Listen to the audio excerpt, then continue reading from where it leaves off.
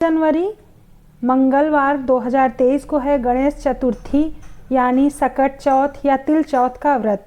माघ मास के कृष्ण पक्ष में जब चतुर्थी पड़ती है तो उसे सकट चौथ के रूप में मनाया जाता है। इसका व्रत रखने से संतान निरोगी दीर्घायु होती है और सुख समृद्धि में वृद्धि होती है। इस दिन भगवान गणेश की पूजा का विधान है। श्री गणेश को समर्पित सकट चौथ व्रत चंद्रमा को अर्घ देने के बाद ही पूरा माना जाता है। तो आइए हम लोग जानेंगे कि पूजा में किन किन सामग्रियों की ज़रूरत पड़ती है। हमें एक गणेश भगवान की मूर्ति की ज़रूरत होगी और साथ में अगर माता पार्वती, भगवान शंकर और परिवार सहित गणेश भगवान हो तो वो भी आप फोटो या चित्र रख लीजिए। कलश चाहिए होगा। कलश के ऊपर ये चावल हैं, ये आम के पत्ते हैं और ये है दिया। दिया के साथ ये है हमारी गौरी माता जो हम कलश के साथ जिनकी पूजा करते हैं। ये है तिल और गुड़ जिनसे हम पहाड़ बनाएंगे और ये है तिल के लड्डू। हर जगह अलग अलग जगह के हिसाब से अलग अलग मान्यताएं हैं। कुछ लोग लड्डू चढ़ाते हैं, पहाड़ चढ़ाते हैं। कुछ लोगों के यहाँ जैसा आपके यहाँ हो वैसा आप कर लीजिएगा। और ये है हल्दी, सिंदूर, अक्षत और ये आरती के लिए है बत्ती। ये जल है और फूल जिससे हम भगवान को स्नान कराएंगे। और फ्रूट्स में आपके पास जो भी अवेलेबल हो, हमारे पास इतनी चीज़ें हैं तो हमने ये ले लिया। दूर्वा बहुत ज़रूरी है, भगवान को बहुत पसंद है। और ये हैं फूल और ये हैं फ्रूट्स। गणेश चतुर्थी वाले दिन अर्थात सकट चौथ के दिन प्रातःकाल स्नान करके व्रत सफल होने का संकल्प करेंगे और गणेश भगवान से विनती करेंगे। भगवान गणेश की चालीसा और मंत्र ओम गं गणपतये नमो नमः का जाप करेंगे, आरती करेंगे। गणेश भगवान की भोग प्रसाद में तिल गुड़ का मिला जुला प्रसाद, लड्डू, दूर्वा अर्पित कर भगवान गणेश की आरती करेंगे। शाम को विधिवत भगवान की पूजा करके फिर से आरती करके फिर चंद्रमा को अर्घ देंगे। तो आइए हम लोग गणेश भगवान की कहानी सुनते हैं।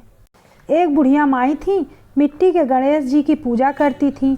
रोज बनाए और रोज गल जाए। पास ही एक सेठ का मकान बन रहा था तो बुढ़िया माई जाकर मिस्त्री से बोली कि मुझे पत्थर का गणेश बना के दे दो। तो उसने कहा कि जब तक हम पत्थर का गणेश बनाएंगे तब तक हम अपनी दीवार बना लेंगे। तो बुढ़िया को गुस्सा आ गया और उन्होंने कहा कि राम करे तेरी दीवार टेढ़ी हो जाए। अब सेठ जी की दीवार टेढ़ी हो गई।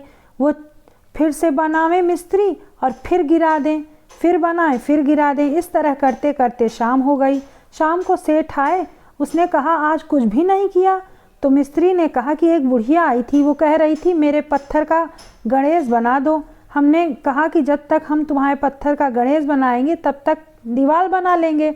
और वो गुस्सा हो गई और वो कह के चली गई कि तुम्हारी दीवार टेढ़ी हो जाए। तब से दीवार सीधी नहीं बन रही है, बनाते हैं और गिरा देते हैं। सेठ ने बुढ़िया को प्रणाम किया और बुलवाया। सेठ ने कहा कि हम तेरे लिए सोने का गणेश बनवा देंगे, हमारी दीवार सीधी कर दो। सेठ ने बुढ़िया को सोने का गणेश बनवा दिया। सेठ की दीवार सीधी हो गई। जैसे सेठ की दीवार सीधी हुई वैसी गणेश भगवान सबकी दीवार सीधी करना। जय गणेशाय नमः।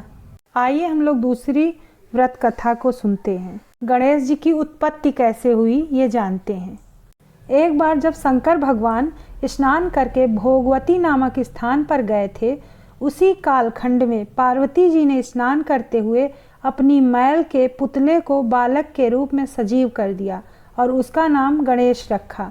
गणेश जी को पार्वती माँ ने आदेश दिया कि तुम द्वार पर पहरा दो, ध्यान रखना कोई अंदर ना आने पाए।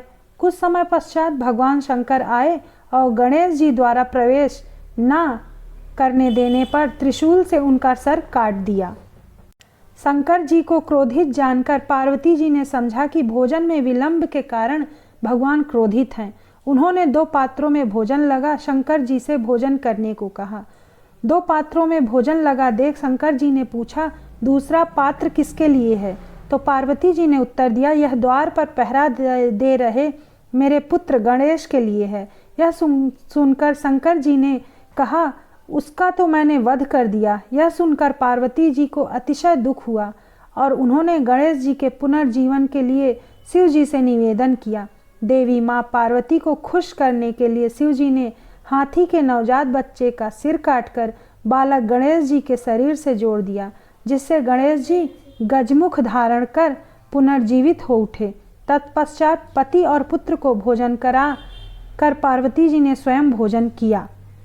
यह घटना चतुर्थी के दिन ही हुई थी, इसीलिए इसका नाम गणेश चतुर्थी पड़ा।